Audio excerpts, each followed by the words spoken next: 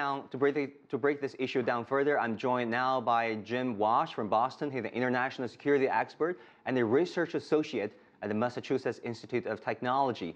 So, Jim, first of all, is it a failure or a success? Because in the previous cases, when it's a failure, we don't hear much from Korea's central news agency, do we?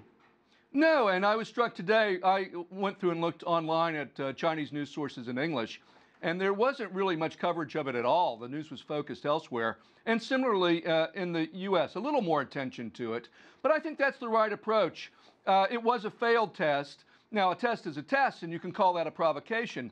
But if you're not going to do anything about it, I don't think you should spend a lot of time talking about it in public. And so while I've been critical of Mr. Trump and others in other areas of foreign policy, on this, I think it seems to be going pretty well. It appears, for the time being, that the Chinese-U.S. summit had some success, and there seems to be some follow-on action. The question will be whether the parties are going to take advantage of this and try to move it into a different direction, or are we going to circle back into the same old action-reaction mode we've been in for years? I hope they take advantage and try to do something new here.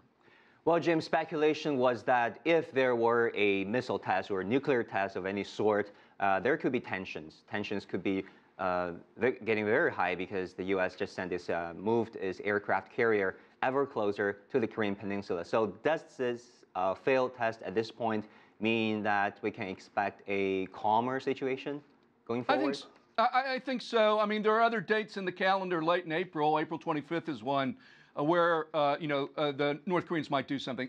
They can test a nuclear weapon in a heartbeat. It's ready to go. That's what all the satellite imagery would suggest.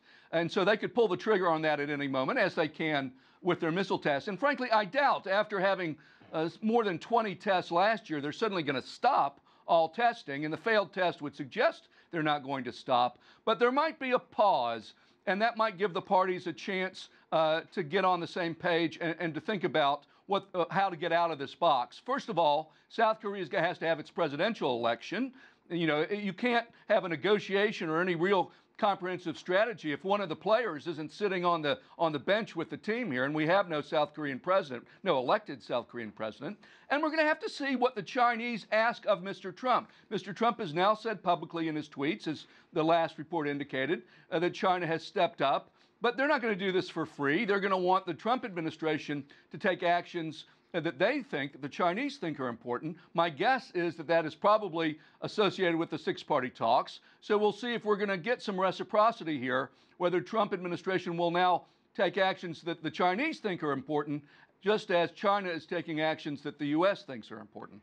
Well, over the past decade, rather, Jim, we heard that this is really a chicken-egg problem. The Chinese side has been saying that there needs to be demilitarization from the U.S. side and the ROK side, whereas the Americans are saying that there needs to be denuclearization from the North Korean, the DPRK side.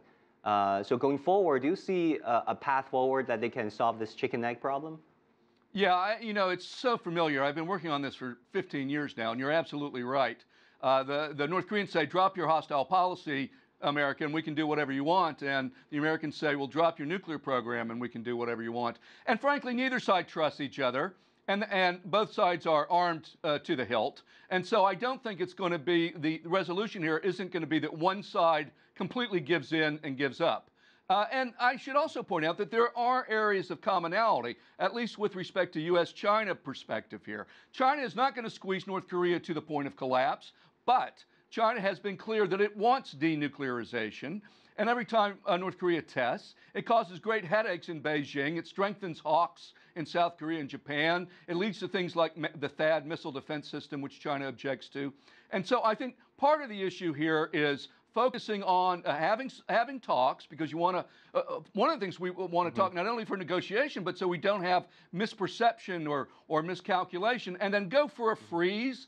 And then once the program is frozen, then see what progress can be made from there. I think that's how you break this action-reaction cycle. Discussions, and then accommodation with a freeze, and then see what our options are.